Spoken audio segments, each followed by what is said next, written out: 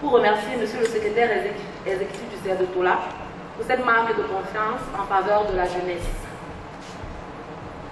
Aux éditions Éclosion, nous faisons de la promotion du livre notre cheval de bataille. C'est pourquoi notre slogan est l'avenir du livre.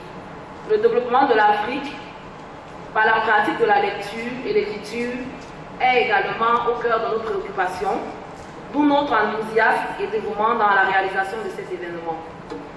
Je profite de l'occasion par ma voix et toute la voix d'Éclosion, de vous souhaiter la bienvenue et de passer d'agréables moments en notre compagnie et avec notre partenaire, le Rotola. Merci à tous. Madame Christelle No.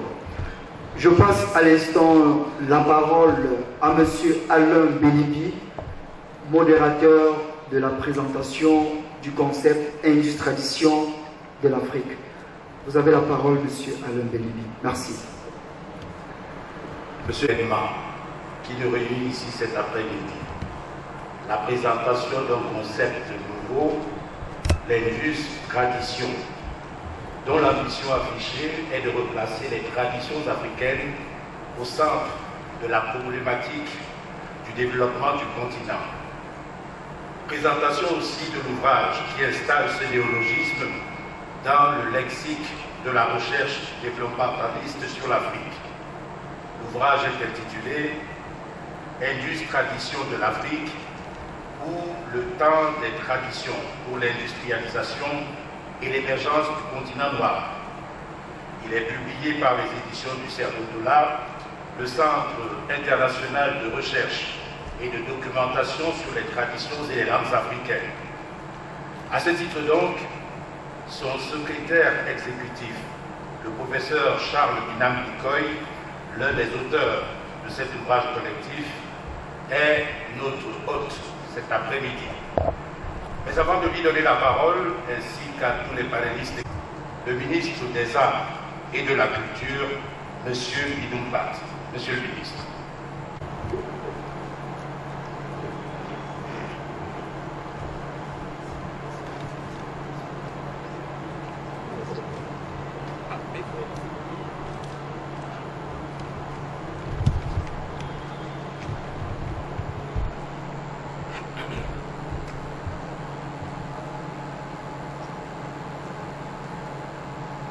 Distinguished members of government, Your Excellencies, the members of the diplomatic corps, heads of mission, and representatives of international organizations, the Executive Secretary of the Rotola, honorable senators, and members of Parliament, distinguished guests, all protocol duly respected. Ladies and gentlemen, it is an honor and a delightful pleasure for me to speak today at the opening ceremony of the official presentation of the concept Africa's Indus Tradition, a concept proposed by the International Center for Research and Documentation on African Traditions and Languages. This is indeed a rare, singular, and even historic event, since from now on, the lexicon of development will be enriched with a new word naming a concept destined to play a unifying role both for academic research and initiatives of all kinds, and for government policies and strategies aimed at the structural transformation of Africa.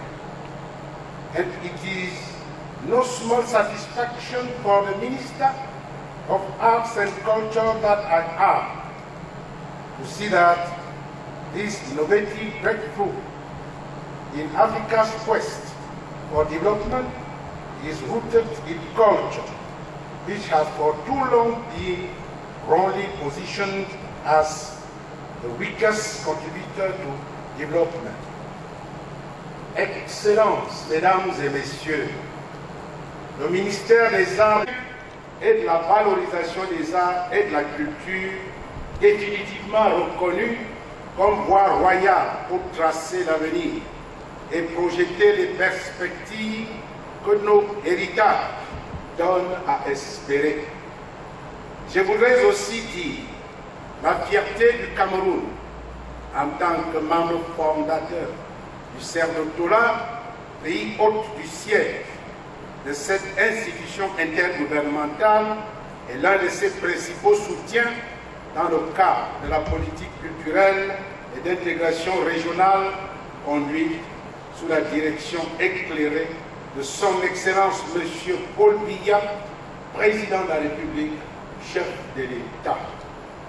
À travers le succès, d'abord, de l'organisation du 18 au 21 juin 2015, sous le haut patronage du Président de la République, chef de l'État, du colloque international du CERDOTOLA, sous le thème « L'Afrique à la quête d'un développement culturellement soutenable, place et rôle des traditions dans les dynamiques contemporaines d'émergence » et ensuite, en prenant en compte le déroulement harmonieux du programme d'activité de la cérémonie qui nous rassemble ce jour, ici au Palais polyvalent de sport de Yaoundé, le Cameroun est fier de réaffirmer davantage par ces manifestations internationales sa réputation légendaire, reconnue dans divers pays du monde comme étant l'Afrique en miniature, un pays d'accueil,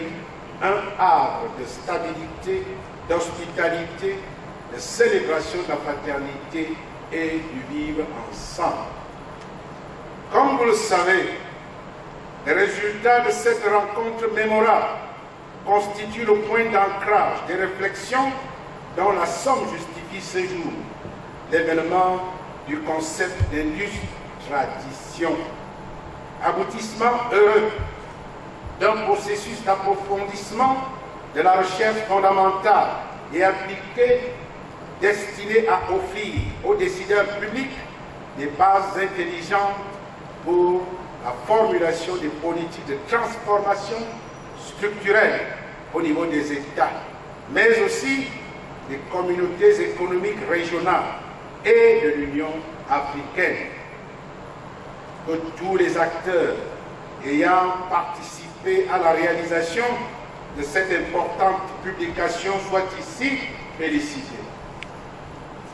La présentation officielle du concept Industrie-Tradition, appelée à accompagner notre industrialisation à travers nos traditions, qui ont permis à nos ancêtres de survivre aux pires affres de l'histoire, offre l'occasion au Cameroun de porter le thème de l'Union africaine pour l'année 2021, déclarée Année des arts, de la culture et du patrimoine.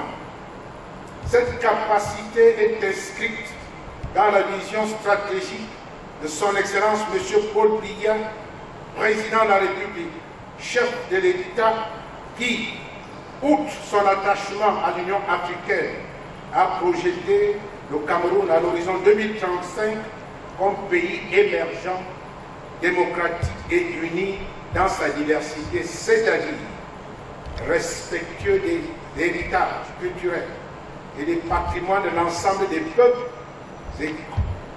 et communautés qui structurent notre cher et beau pays. Excellence, mesdames et messieurs, c'est dire que l'ouvrage produit par le CERDOTOLA et qui déploie le concept d'industrie-tradition vient à point nommé comme une des approches pratiques, une concrétisation efficiente dans la praxis, voire un effort d'accomplissement du libéralisme communautaire. Doctrine du développement endogène prônée par le chef de l'État, son Excellence M. Paul Biya, depuis 1985, en même temps qu'il s'impose comme une réponse hautement positive aux multiples appels adressés aux intellectuels camerounais et africains pour qu'ils prennent en charge la réflexion sur la mobilisation des moyens pour le développement global et intégré de notre pays.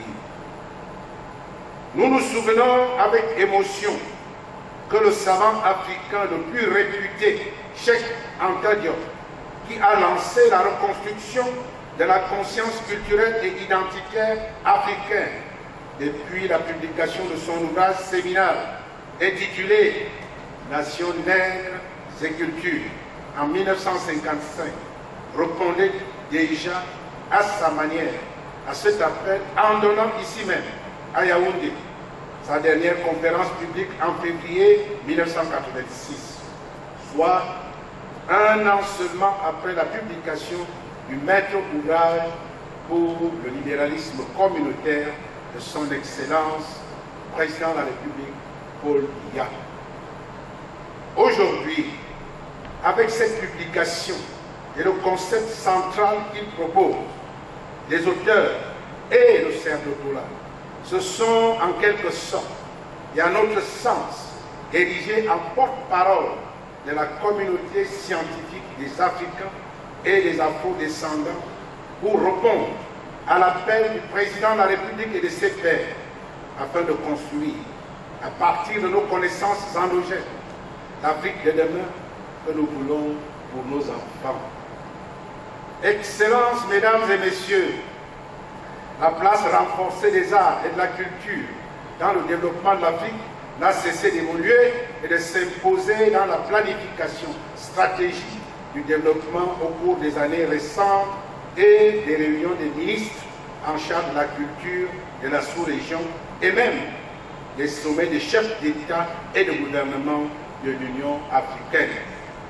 En particulier, l'approche définie par le travail scientifique que nous propose le concept d'industrialisation fait écho à la mutation la plus remarquable dans le cadre de la stratégie nationale de développement du Cameroun pour la période 2020-2030,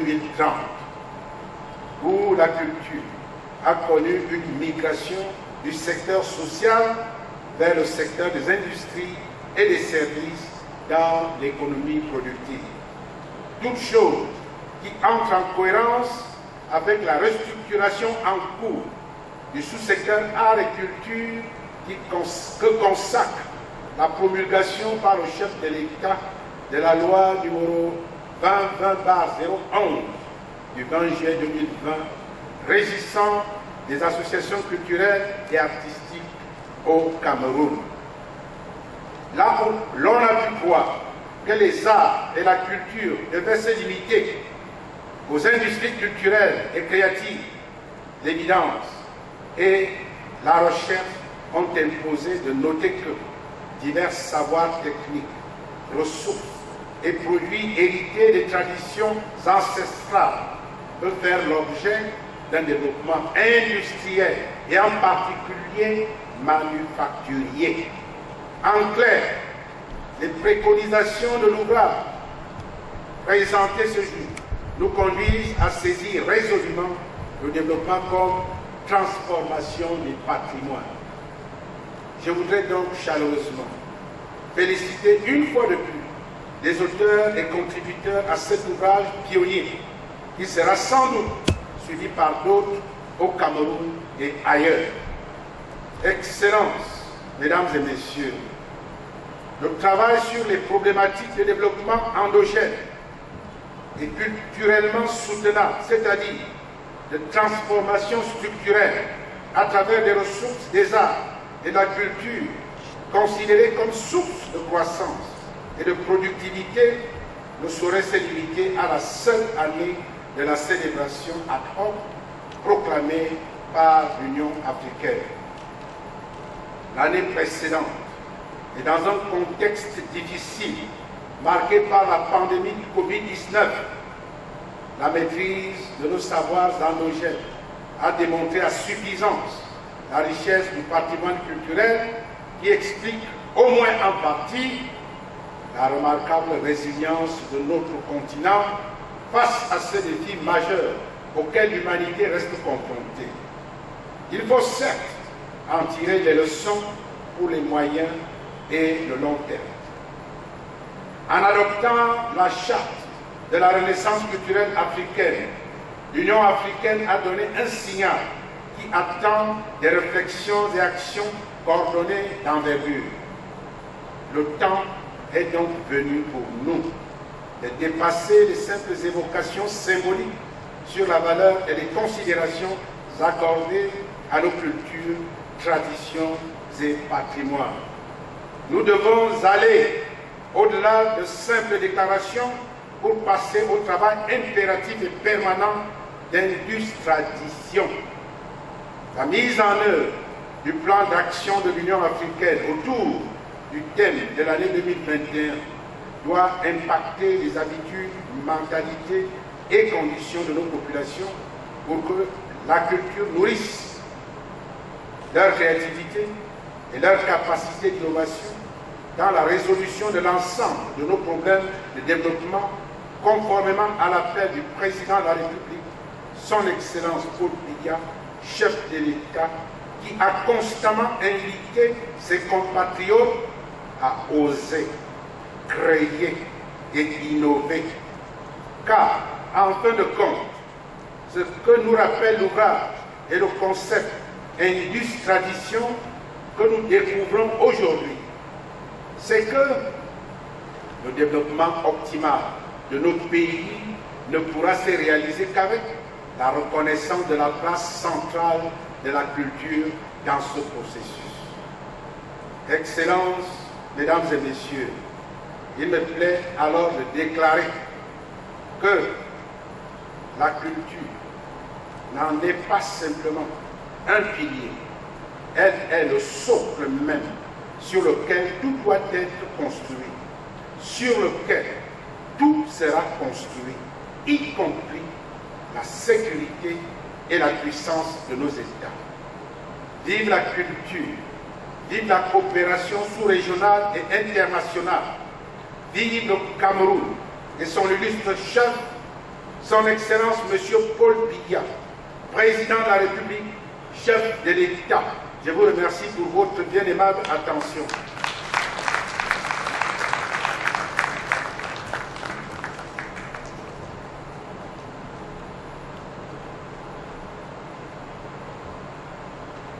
En remerciant Monsieur le ministre des Arts et de la Culture pour cette mise en perspective, je voudrais annoncer, Mesdames, Messieurs, que le moment est venu de nous approprier le concept d'Indus-Tradition, qui est, et c'est inédit, un regard purement africain sur la problématique du développement industriel du continent.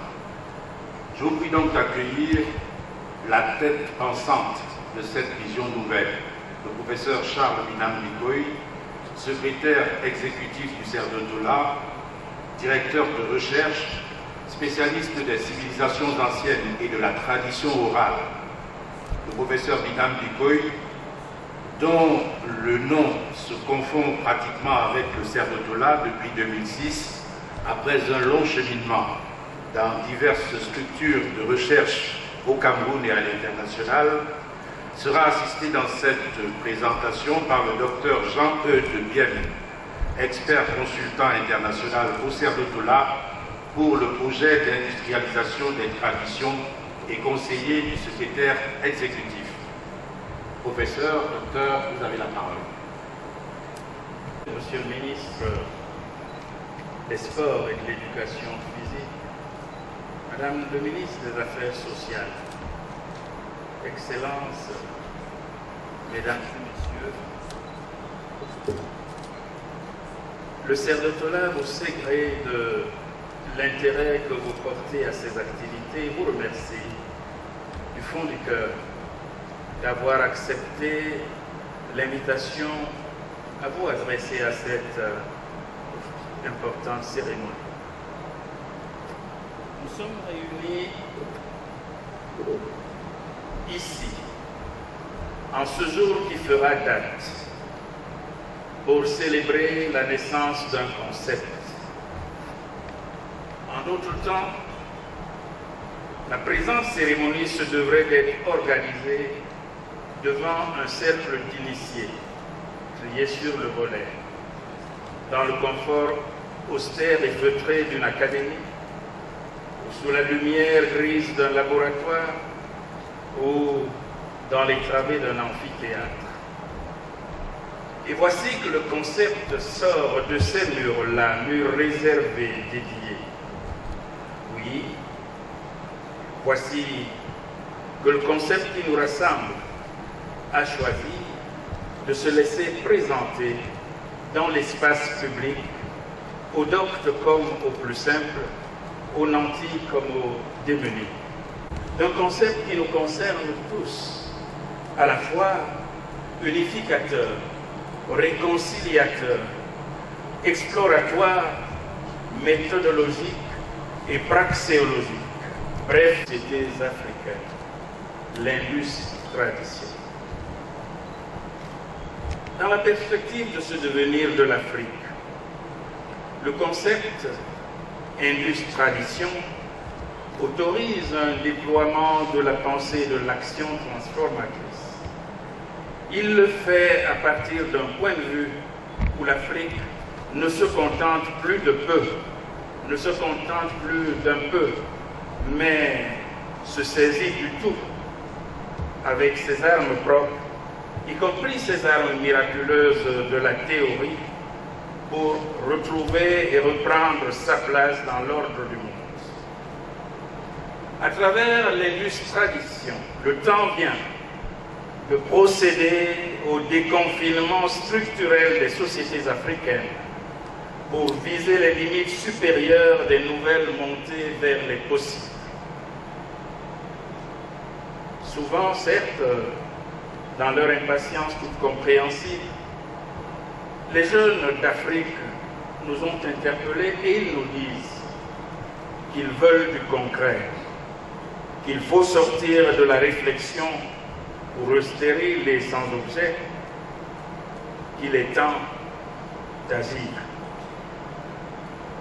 Certes, il est temps d'agir et en urgence, mais qu'on se le dise bien, l'action, pour être utile, saine et propre, a toujours besoin de s'adosser à un concept ou à une théorie.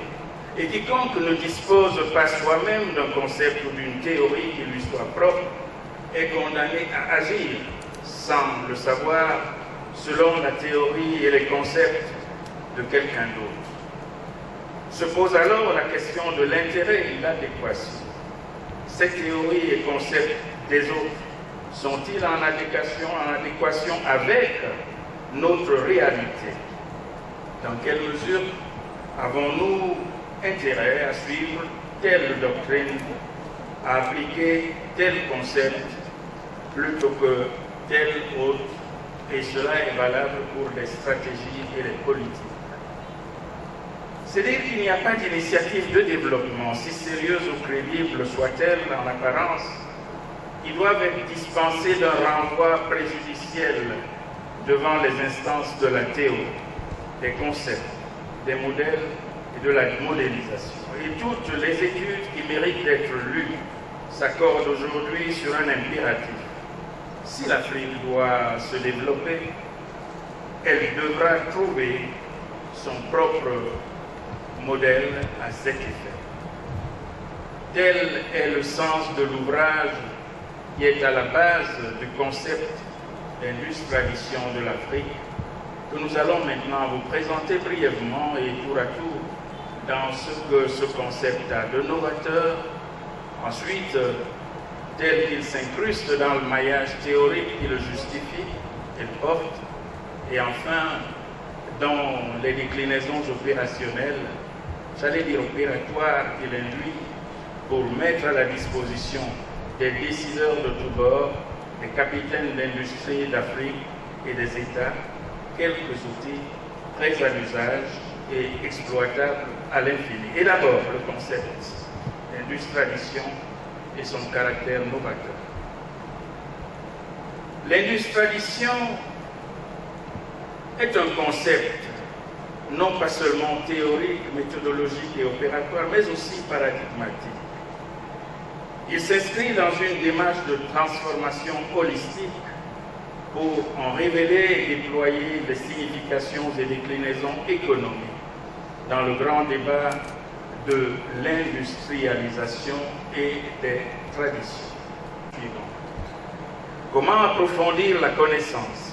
Et que penser et faire de ces patrimoines que nous avons reçus en héritage intergénérationnel et que nous avons obligation et mission de transmettre à notre tour au mieux.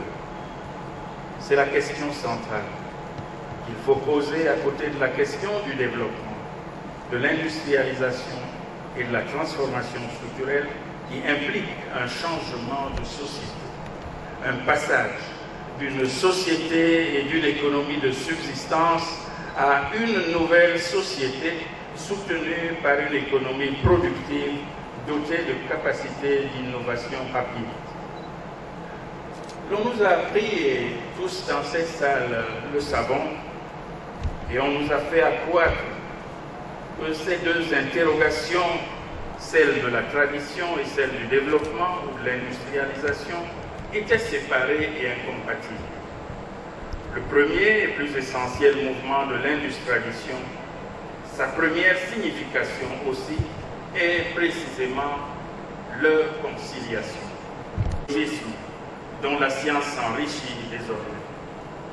Le fait est que c'est dans la profondeur historique et culturelle que l'Afrique trouvera les ressources les plus puissantes pour bâtir la compétitivité et l'innovation, y compris technologique et industrielle. L'universalité des sciences de la nature et des techniques, c'est connu, ne se manifeste avec le plus grand succès chez un peuple que lorsque sciences et techniques sont approchées, appropriées et sublimées à partir d'un ethos soutenu et orienté par la culture avec grand C, qui joue alors pleinement son rôle véritable, celui d'être un enclos protecteur. Nos ancêtres l'ont compris depuis longtemps, qui nous ont légué le symbole de Sankofa. Le Sankofa, cet oiseau mythique des Akans, d'Afrique de l'Ouest, du Ghana, du Mali, de Côte d'Ivoire. Ce symbole si instructif de l'oiseau qui vole vers l'avant, la tête tournée vers l'arrière, et tenant dans son bec l'œuf d'où sortira le futur. Symbole de la sagesse qui apprend à tirer les leçons du passé pour construire l'avenir, le Sankofa enseigne à la jeunesse africaine et à la communauté l'impératif catégorique d'avancer avec son temps, en veillant à ce que tout au long du chemin, l'on sache cueillir les perles et les trésors de la trajectoire passée et présente pour qu'ils nourrissent le futur. Alors, l'élaboration théorique des concepts associés. Le concept d'industrialisation arrive donc pour couronner un parcours historique, artistique, culturel et scientifique qui permet aujourd'hui de repenser le développement de l'Afrique et de modéliser celui du monde à partir de l'Afrique par un dépassement scientifique rigoureux des concepts convenus, y compris les plus institutionnalisés. Parmi ces concepts, considérons celui central de la durabilité du développement dont la communauté dite internationale convient qu'il traduit un défi autant pour les pays dits développés que pour les pays dits en développement.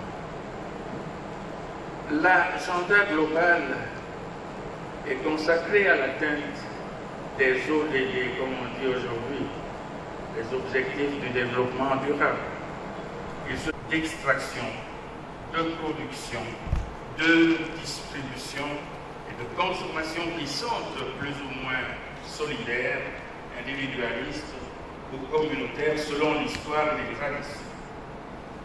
L'industrialisation éclaire par conséquent le fait que le développement authentique et optimal ne peut être qu'endogène et culturellement soutenable, ce qui lui confère plus que tout la capacité de s'adapter et se réinventer constamment. Nous sommes fondés à rappeler à cet égard que jusqu'à présent, l'Afrique n'a jamais véritablement disposé d'une théorie aboutissant à un nouvel esprit industriel et à une praxis offrant des déclinaisons de nature à configuration intégrée d'une nouvelle économie productive pour une société en constant développement, une société exploitant les atouts endogènes de façon optimale pour nourrir à son tour constamment l'innovation et ses différentes fonctions. Au centre d'une démarche qui vient combler ce vide en proposant un socle fondateur à la fois principiel et théologique. Pour ce faire, l'industrialisation s'appuie sur un autre concept qui lui est ancillaire, dont la fonction est à la fois critique et méthodologique. C'est celui de changement structurel par le rejet du développement axé sur les besoins et l'adoption du développement par les atouts des patrimoines originaux et des avoirs propres. S'engager à partir des atouts. Voilà le fin mot de l'affaire. La preuve empirique est faite. Les besoins et les manques ne fait qu'entretenir ces manques et ces besoins.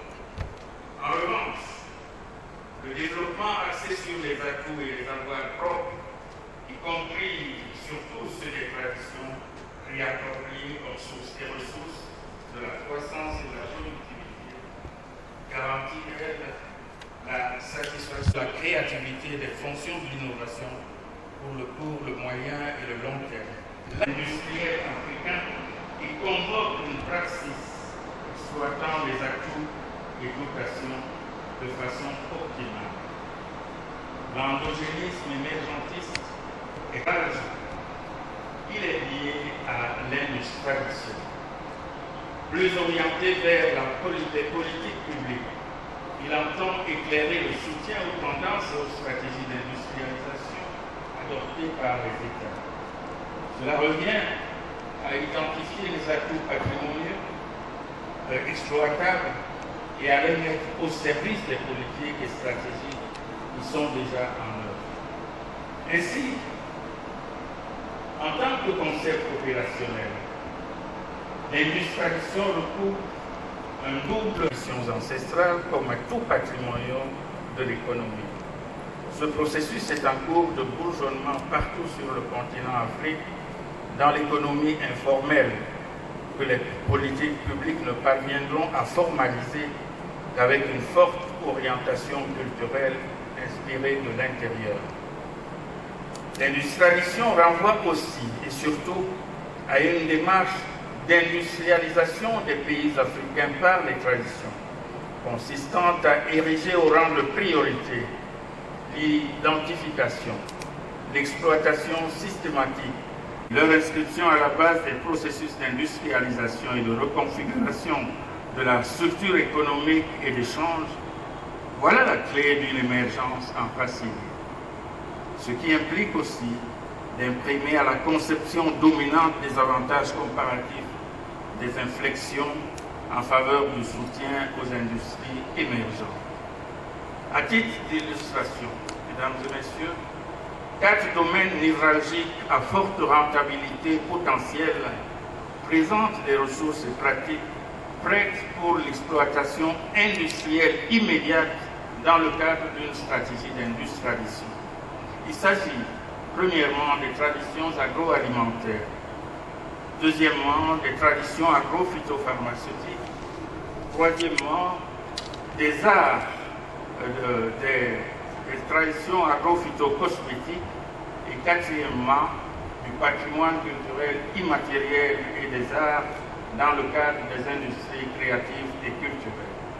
Tout en augmentant les revenus, y compris à l'exportation, l'industrialisation des traditions agroalimentaires, médicinales, cosmétiques est susceptible à elle seule et en même temps de réduire la facture des importations de 50% et plus dans ces domaines en 5 à 10 ans.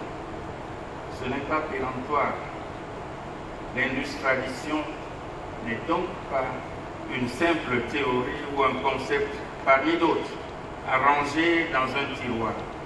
La réorientation des stratégies de diversification économique par la mise en place des piliers industries traditionnels s'impose comme un multiplicateur d'effets d'entraînement avec des résultats prévisibles analogues à ceux des économies ayant opté en leur temps pour la transformation, à l'instar des économies de la Chine, de la Corée, de l'Inde, du Brésil, de la Malaisie, du Vietnam, de l'Indonésie, pour ne citer que cela. Celle-là pour nous, et peut-être que ceci est encore un peu trop théorique. Je vais m'arrêter quelques instants pour inviter mon jeune collègue Jean-Eudes Biem à ce micro, afin qu'il porte à votre attention de brèves illustrations très concrètes de ce que nous venons de développer. Jean-Eudes, vous avez le micro. Le concept d'industrialisation a été introduit en son principe comme ensemble de pratiques et comme voie de transformation structurelle de l'Afrique, voie idoine. Permettez-moi de procéder brièvement à l'exemplification. D'abord, il faut remarquer que si le principe de l'industrialisation des traditions peut surprendre, c'est que nous n'avons pas assez fait attention au fait que de nombreux produits de grande consommation que nous importons en masse proviennent de l'industrialisation des traditions des pays exportateurs.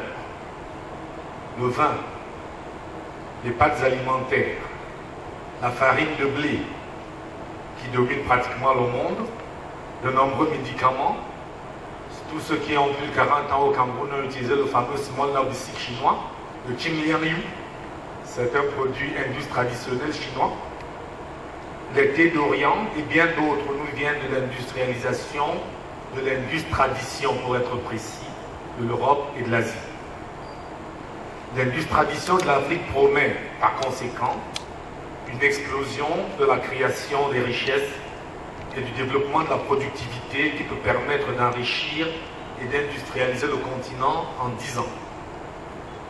Considérez à cet effet les résultats d'une seule filière, la filière manioc en Côte d'Ivoire, pays qui s'est lancé dans l'industrialisation de ces traditions de transformation de manioc. La chaîne de valeur manioc ivoirienne produit principalement deux produits, la tsiké qui est une semoule et le placali qui est une bouillie. Avec l'industrialisation montante de ces deux produits seulement, la chaîne de valeur manioc de Côte d'Ivoire rapporte à ce pays en moyenne, ou plutôt au minimum, 600 milliards, 597 pour être précis en 2018. La chaîne de valeur manioc à elle seule, exploitant ces deux produits traditionnels, fournit 425 000 emplois directs équivalents temps plein dans la production agricole, la transformation artisanale et de plus en plus industrielle, ainsi que le commerce, et en particulier le détail. La Côte d'Ivoire produit ce résultat avec seulement 5 millions de tonnes de manioc par an et deux produits indus traditionnels. L'Union européenne s'est rendue compte du caractère porteur de cette chaîne de valeur et la finance. Elle a produit à cet effet un rapport que l'on peut trouver sur Internet. Or, la chaîne de valeur manioc ivoirienne est extrêmement minimaliste. Une chaîne de valeur manioc bien développée comporte une trentaine de produits dérivés indus traditionnels à valeur ajoutée, pouvant être donc manufacturés. La chaîne de valeur de manioc des pays comme le Cameroun, la République démocratique du Congo, le Mozambique, le Gabon, la RCA, le Nigeria et bien d'autres est beaucoup plus diversifiée avec du gari, des amidons, des farines qui peuvent servir notamment à la substitution partielle des importations de farine de blé qui, rappelons-le, est le principal aliment des villes dans nos pays. Les dérivés indus traditionnels du manioc ont des applications qui vont des fertilisants et provandes jusqu'au col, édulcorants industriels et autres, fournissant des matières premières pour les industries textiles, pétrolières, pharmaceutiques et brassicoles. Un exemple pour les industries brassicoles, les tubercules séchés de manioc servent à la production de bière et d'éthanol de grande qualité, au Mozambique par exemple. Le Cameroun, la RDC, le Nigeria peuvent facilement produire chacun plus de 50 millions de tonnes de manioc par an et avec 8 produits dérivés, indus traditionnels seulement sur les 30 possibles, l'indus tradition du manioc peut rapporter 7 000 milliards de francs CFA par an, ce qui dépasse et de loin le budget de l'État du Cameroun en 2021. Autre exemple, une portion d'un gâteau traditionnel au grain de courge que les Ekang appellent le Namgon et qui est en cours de normalisation par l'ANOR et le ministère camerounais des Mines, de l'Industrie et du Développement technologique. Le Namgon donc demande 150 francs CFA pour produire une portion susceptible d'être vendue à 500 francs sur les marchés internationaux. Le Cameroun pourrait facilement exporter 10 milliards de portions par an, soit environ 1 milliard de gâteaux, ce qui lui rapporterait des bénéfices nets, pas de bénéfices, de 3 500 milliards de francs CFA, ce qui équivaut à 72,8% du budget de l'État en 2019. Le coût de production des grains de courge va d'ailleurs baisser et les quantités de grains de courge produites augmenter grâce à l'invention récente d'un extracteur de grains de courge et d'une décortiqueuse de grains. Mise au point par l'ingénieur togolais Ngema Bantama en 2016, la décortiqueuse a une capacité de production de 250 kg de grains de courge par heure, un travail qui traditionnellement prenait des mois à accomplir, pour être fait à la main bien sûr. Ce cas permet d'introduire une autre dimension de l'industrialisation. Mon prédécesseur à ce micro, le professeur Charles Binambiko, a parlé de déclinaison, l'industrialisation des traditions et l'industrialisation par les traditions. Une troisième catégorie ici, c'est l'industrialisation pour les traditions, c'est-à-dire la production de machines-outils, le développement de la manufacture des machines-outils permettant l'exploitation industrielle des traditions afin de faciliter à son tour la manufacture des produits indus traditionnels en boucle récursive que les économistes appellent les cercles vertueux de la productivité. La dimension industrialisation pour les traditions avec la mécanisation ouvre donc la voie à un saut qualitatif sur le plan technologique qui fait de l'industrie tradition un outil pour penser et réaliser non seulement le développement durable, non seulement le développement endogène et culturellement soutenable, mais la puissance. On peut convoquer ici ce qui est appelé dans la littérature stratégique la loi d'Organsky, selon laquelle, dès qu'un pays décolle économiquement et technologiquement, il entre à un rythme accéléré dans la course à la puissance en rattrapant technologiquement les puissances établies. Penser une puissance africaine enracinée et la réaliser est largement permis aujourd'hui par l'industrialisation, qui montre comment faire d'une pierre deux coups à travers l'industrialisation du patrimoine traditionnel dans le cadre des nouvelles industries créatives et culturelles. En mettant en scène, vous l'avez remarqué, la vie quotidienne de l'Afrique traditionnelle seulement, au Nigeria, une industrie est née, Nollywood, qui force l'admiration du monde et produit énormément. Il y a quelques années seulement, l'actrice et cinéaste nigériane Geneviève Nadji a produit un film exploitant ce terrorisme traditionnel que le Netflix a acheté à 3,5 millions de dollars.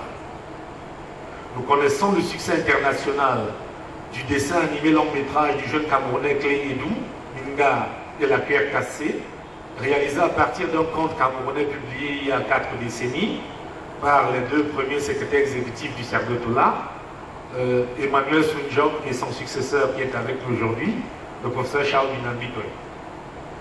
Chaque pays africain pourrait facilement produire un long métrage, film ou dessin animé en partenariat public-privé par an, à partir des contes, des légendes, des épopées traditionnelles africaines. Non seulement les revenus seraient importants, mais ce seraient des supports pour le formatage psychologique des jeunes Africains à la conquête du monde, eux qui ne consomment que des mangas japonais ou des dessins animés, des peuples qui ont historiquement dominé l'Afrique. S'il s'agirait donc de support pour le formatage psychologique des jeunes, pour la conquête nourrissant la créativité et l'éducation, je me permets d'annoncer sous le couvert du professeur secrétaire exécutif du Cervetola que cette institution travaille à des curricula de la maternelle au supérieur dans ce sens. Les ressources industrielles traditionnelles sont donc prêtes en nombre, types et qualités divers. Ces ressources n'attendent que leur exploitation formalisée et standardisée, décidée par le gouvernement, soutenue par la mise à niveau technologique pour faire advenir la nouvelle Afrique industrielle que nous voulons construire. Nos ancêtres et nos descendants nous enjoignent de construire cette nouvelle Afrique industrielle à un rythme accéléré. Je vous remercie. Vous le voyez, et vous pouvez vous en rendre compte, en science, qui est de rendre compte et de rendre raison de la réalité pour éventuellement générer des outils, des techniques et des procédés permettant à l'homme de faciliter la vie et de créer ou consolider des civilisations. Civilisations en transformant la nature et la culture, en transformant la nature pour en faire la culture sur la base de la mise en évidence de ces lois. Avec l'industrialisation, nous sommes de plein pied dans la vie des peuples et dans la capacité de nos sociétés à se construire comme sociétés industrielles dans les interactions symboliques complexes avec elles-mêmes, avec les autres et en face du monde. Nous montrons la voie naturelle de l'industrialisation de l'Afrique qui, comme les autres, utilisera pour transformer les ressources et se transformer les outils de la science et de la technologie reconnus comme patrimoine commun de l'humanité. Notre avenir nous appartient si nous savons nous appuyer sur les opportunités qui s'offrent. La demande sociale d'industrialisation constitue la première de ces opportunités. Regardez autour de vous. Voyez comme partout et à tous les niveaux, l'Afrique bourgeonne de ses potentiels et potentialités, de ses initiatives, de ses expressions qui sont en fait l'expression d'une volonté latente de répondre aux attentes des communautés. S'y ajoutent des tendances institutionnelles comme celle tantôt évoquée par M. le ministre des Arts et de la Culture sur la migration de la culture vers le secteur productif et les orientations attendues au cours et au-delà de l'année des arts, de la culture et des patrimoines récemment proclamée par l'Union africaine. La politique économique gagnante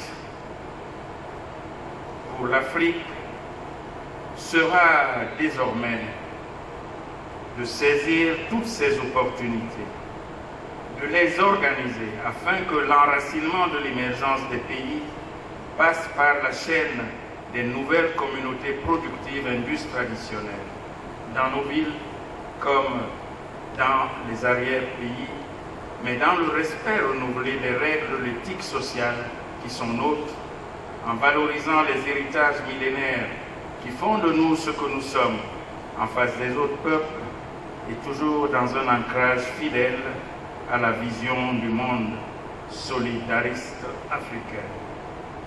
Pour tout dire, Monsieur le ministre, Madame le ministre, Mesdames et Messieurs, notre intime conviction est celle-ci.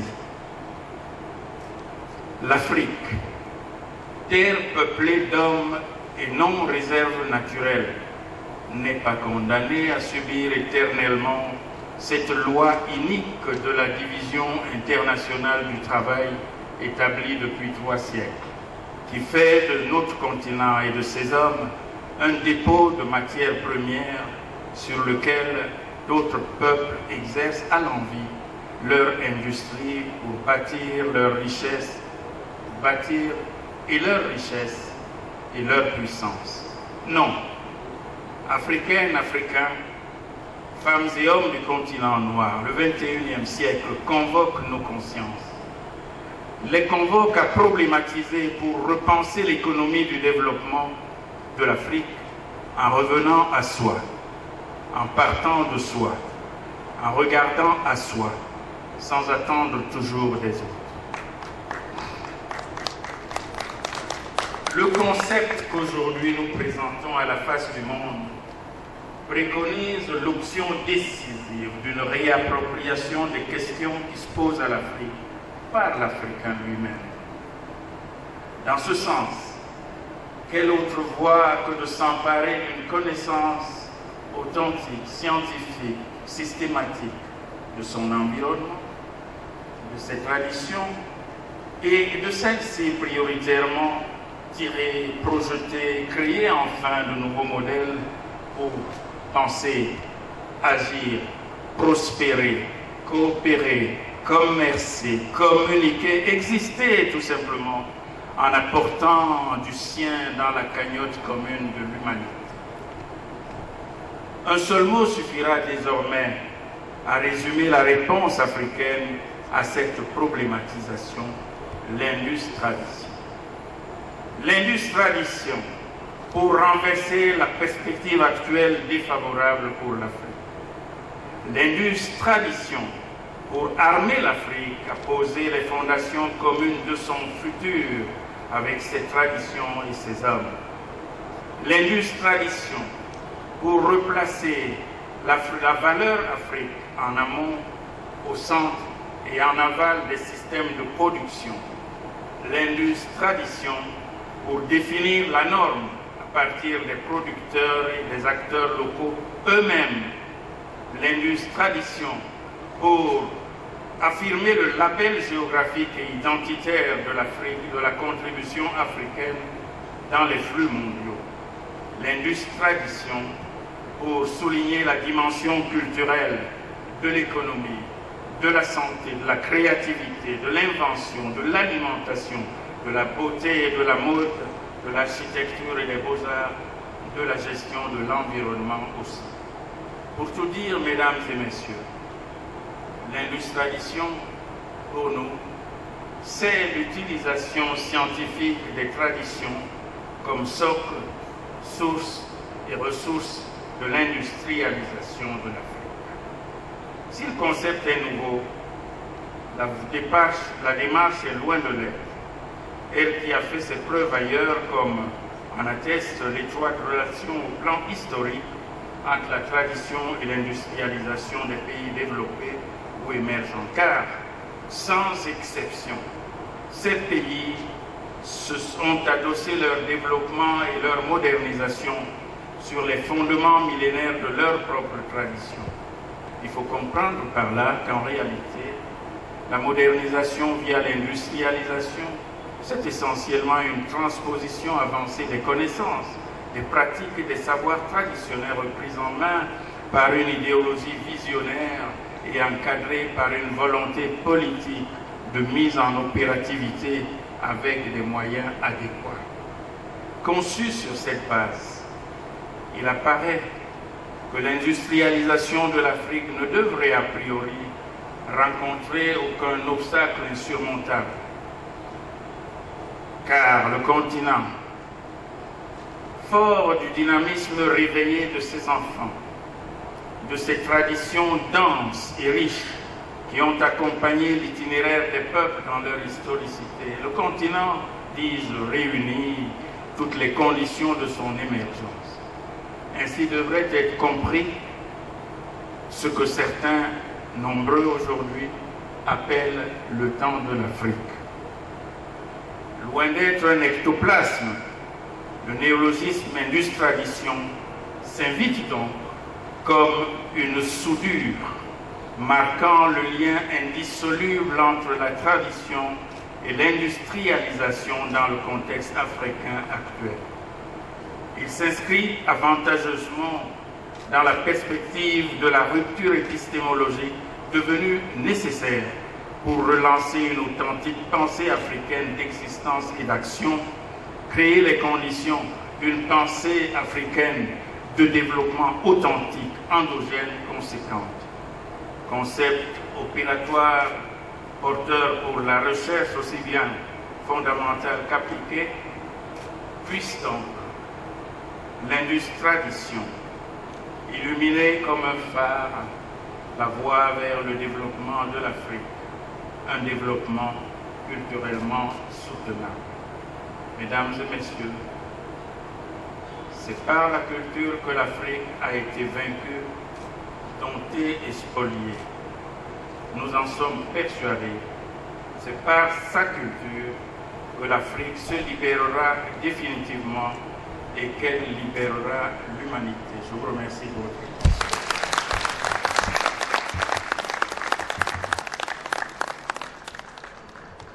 Inspiration musicale avant la suite des débats.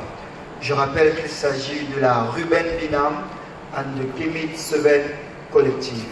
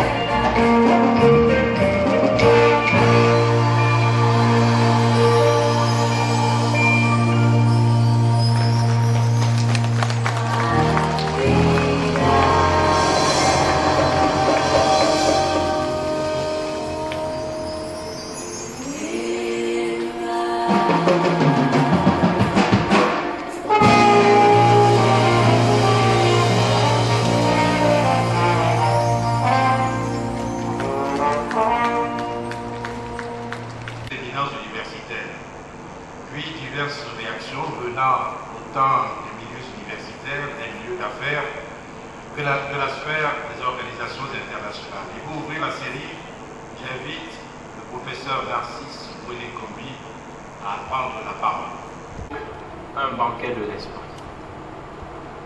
Je suis particulièrement heureux d'y prendre part en ces lieux hantés par l'esprit, en ces lieux illustrés par l'intelligence et l'éminence, par le magistère et la majesté. Je suis d'autant plus heureux que le thème structurant des réflexions de ce jour porte sur le développement de l'Afrique à partir de ses patrimoines, de ses arts et de sa culture. Thématique ô combien enchantante et exaltante. Réflexion invitant et incitant à une attention lucide sur les traits distinctifs spirituels, matériels, intellectuels et psychologiques des matrices sociales dont nous sommes les rejetons ou les produits, en un mot, les enfants.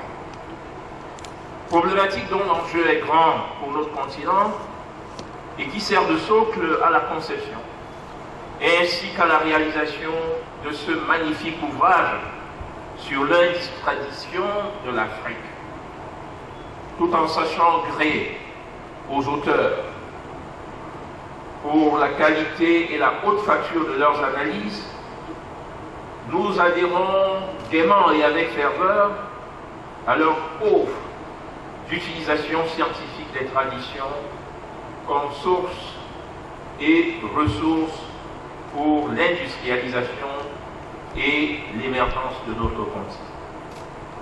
L'Afrique a en effet besoin d'idées novatrices pour l'accélération de la marche de ces peuples vers le progrès, pour la propulsion de ces nations vers l'émergence. L'Afrique a besoin de ces idées porteuses d'espoir et qui rendent possible le souhaitable, qui rendent réalisable l'idéal. Aussi nous plaît-il d'insister sur la portée programmatique et la densité pragmatique du concept d'endogénisme émergentiste qui irrigue toutes les pages de cet ouvrage.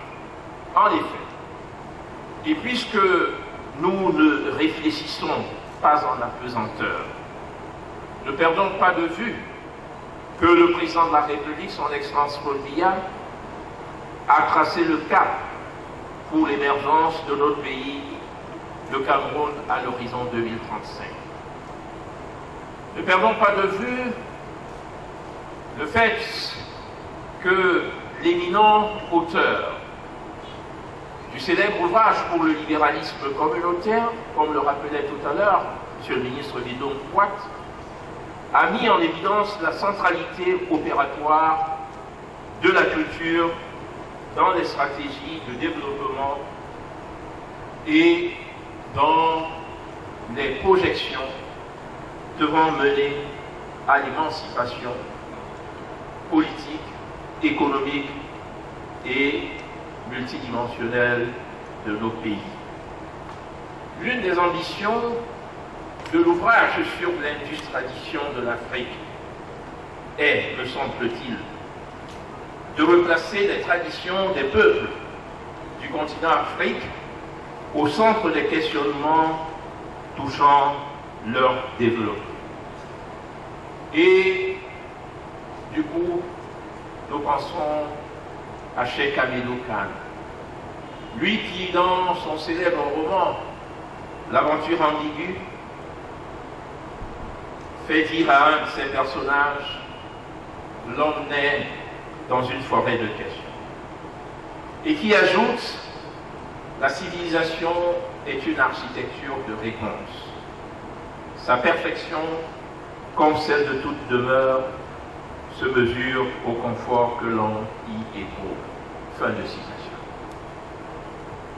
Cheminant et déambulant dans la forêt des questions qu'a suscité l'exploration de l'ouvrage que vient d'éditer le Cerdotola, nous en avons tiré au moins deux certitudes. D'une part, la conviction que le problème politique majeur des États africains aujourd'hui, c'est la maîtrise de leur souveraineté et de leur autonomie constitutionnelle. Et ceci dans les différents domaines de l'action publique, dans les différents champs des politiques publiques. D'autre part, l'évidence que le problème culturel fondamental de notre continent, c'est la réconciliation de l'homme africain avec son identité originale et primordiale dans la recherche de son bien-être et d'un avenir plus radieux. Cela suppose, vous vous en doutez, un réenracinement dans nos valeurs essentielles, un ancrage dans nos héritages. Cela suppose et implique, à défaut d'une palingénésie, une révolution copernicienne à rebours, c'est-à-dire un changement de paradigme et de perspective qui nous fasse échapper